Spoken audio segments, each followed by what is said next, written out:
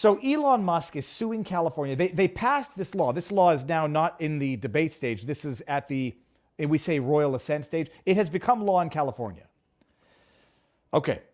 And this is something that's going to govern social media companies by compelling them to basically not just answer to the government, but like open their books in a way that's unfathomable. I brought up the document here.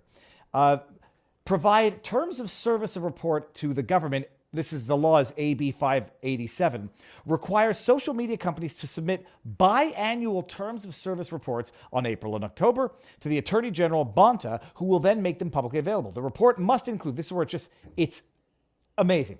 Some aspect of this legislation we've discussed before in terms of like, show us your algorithms so we can decide if you're censoring based on political viewpoint.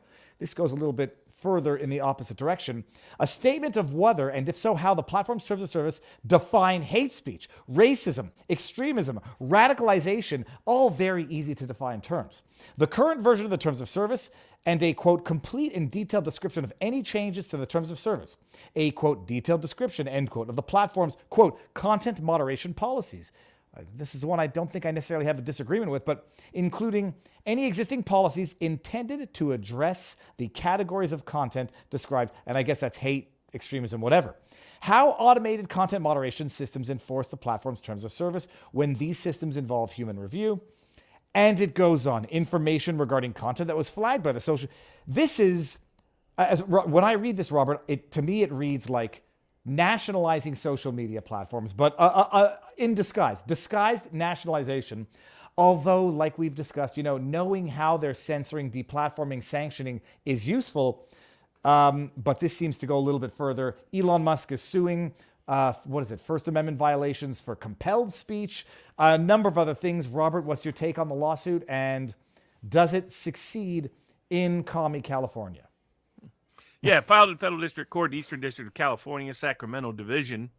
I presume they filed there because that's where the Attorney General is, also probably to avoid the San Francisco district, which is a little more problematic and has been very big tech friendly.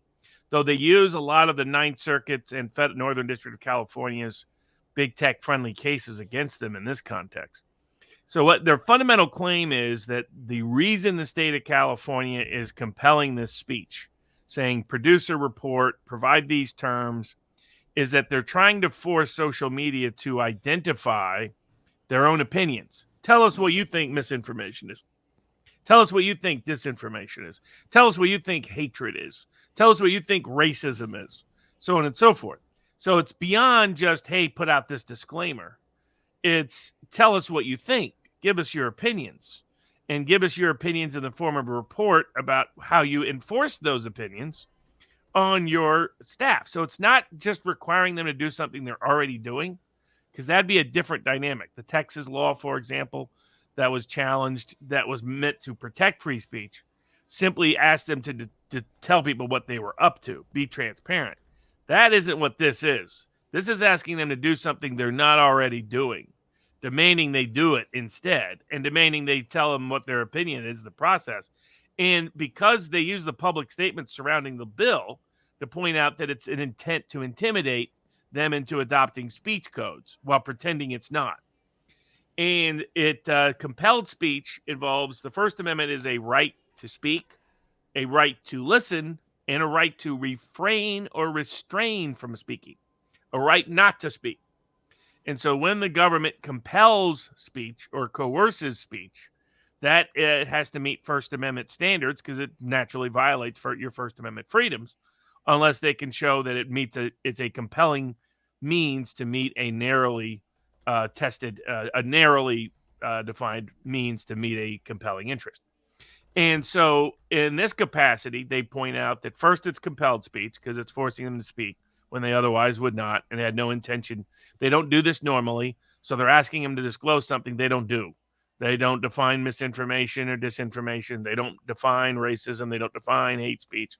They're not doing any of those things, so they don't want to be forced to do those things. Second, they note the intent to intimidate. And a third, they noted it would have a chilling effect on both speakers and listeners, because it would, if people knew, they would become part of this reporting process, part of this publishing of their any disciplinary action taken against them. it would likely lead to people being less honest and transparent themselves in their public statements. So it would have a chilling effect on everybody else's speech. So it's not just compelled speech on them, it's a chilling effect on other people's speech. And then last but not least, it says it invades their right of editorial privilege, which is that, here they made a very good analog. They said, imagine the same law, but it's applied to the editor of the New York Times and what that would be. Could you tell the editor of the New York Times, hey, tell us when you publish letters to the editor. But Tell Robert, us when you don't. Tell us why you do. Tell us why you don't. Tell us what standards you have. Disclose some of those underlying letters to the editor you chose not to publish. That most courts would go nuts, and that in a range of cases that have made statements along those lines, including U.S. Supreme Court cases. And they very wisely used the Ninth Circuit and put them on their own petard. And the Ninth Circuit has been so eager to excuse big tech censorship that they've gone on and on about how big tech has a right to speak, and big tech is like a newspaper editor, and big tech can't invade or intervene in big tech's censorship decisions because that's their censorial right and editorial privilege and First Amendment protected right.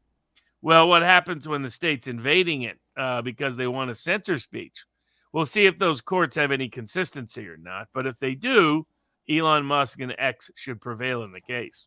So here, this is the introductory paragraphs that summarizes it, but it says it violates First Amendment of the United States, Article 1, Section 2, yada, yada, because it compels companies like X to engage in speech against their will, impermissibly interferes with constitutionally protected editorial judgments of companies such as X. But Robert, I'm reading this, and I was thinking, is that not a double-edged sword of an argument? Because if they're invoking so-called editorial freedom, are they not, in effect, abandoning Section 230 immunity, where they're admitting to exercising editorial? No, because the court has ruled that that's what Section 230 gives them, is editorial immunity.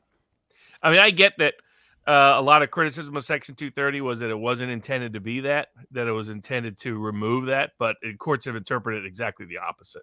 Okay. They've interpreted Section 230 as protecting editorial freedom.